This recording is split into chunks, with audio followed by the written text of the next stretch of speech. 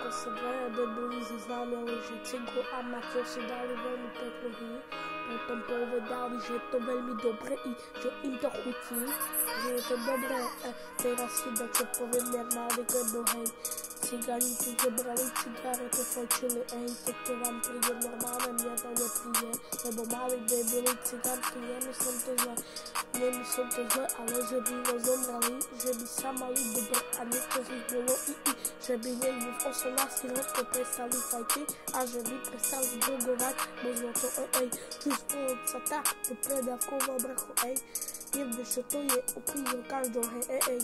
nevieš, čo to je, pís o každého jedného, aj keď sa cítim, že kamo, musím repovať, kamo, 2% na jednom tablete, kamo, 59 sekundové video, už to je limitové, že ako točím, more juice, to fajčil, a cítil sa, bracho, povedz na čo, ako sa to volá, že to bolo veľmi zlé, kamo, cítil som sa zlé, keď som toto počul, že mali cigáni fajčia,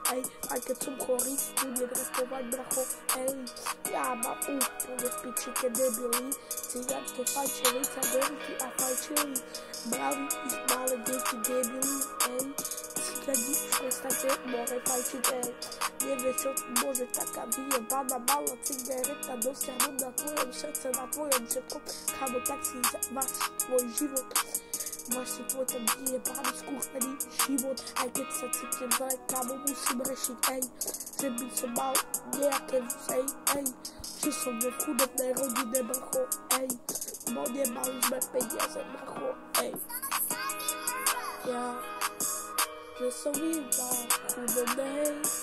že som iba v chudobnej rodine, kamo, prepáč,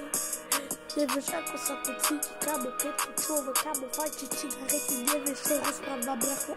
more váky, ty to